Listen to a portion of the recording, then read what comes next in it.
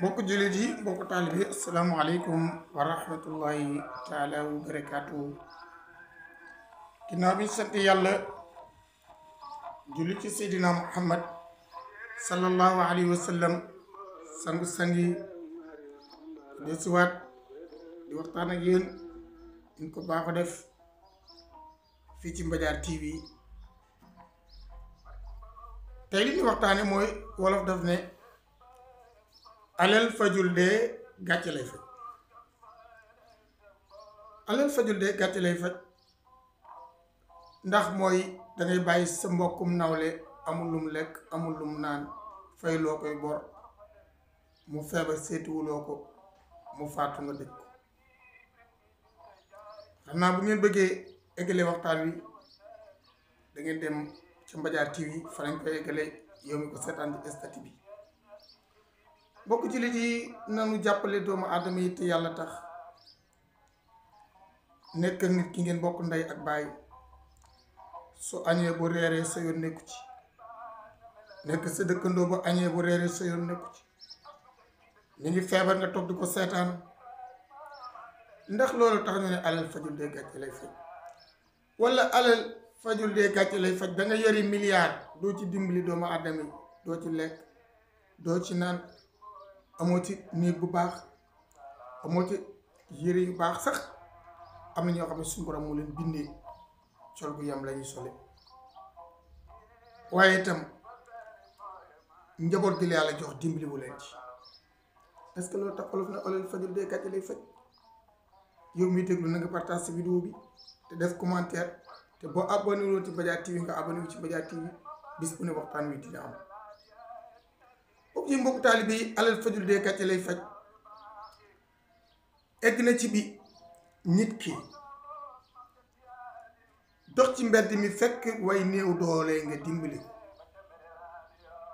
wallaay xam ko. gis nga alal ji wëri sëgg la lum bari ay perkaal lay topp. ana or ya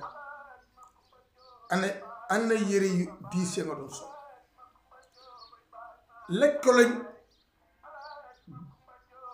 lay defal ndax bëgguñu nga xeeñ. pax mi ñu la gasal dañ ne xóotaay ba mooy du xeeñ.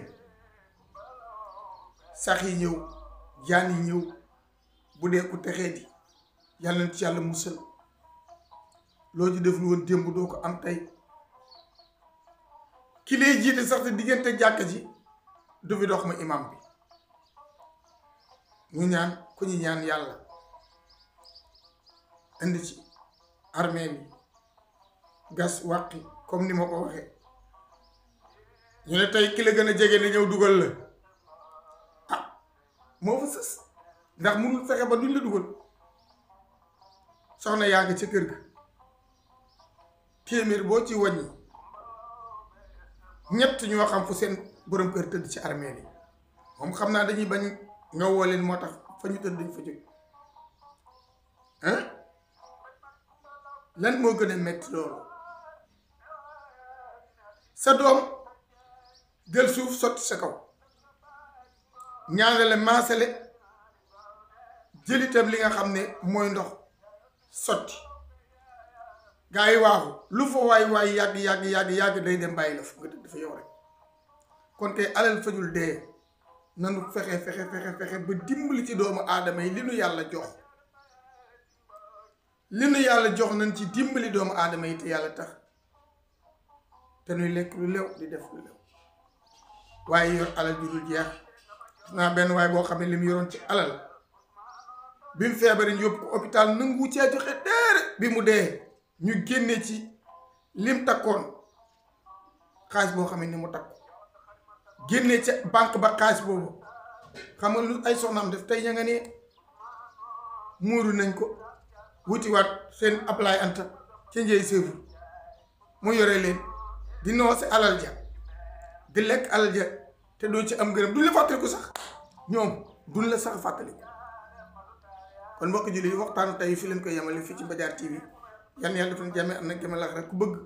lu gën a sori te mën nga tàppe ci Média TV jaa ngeen jëf.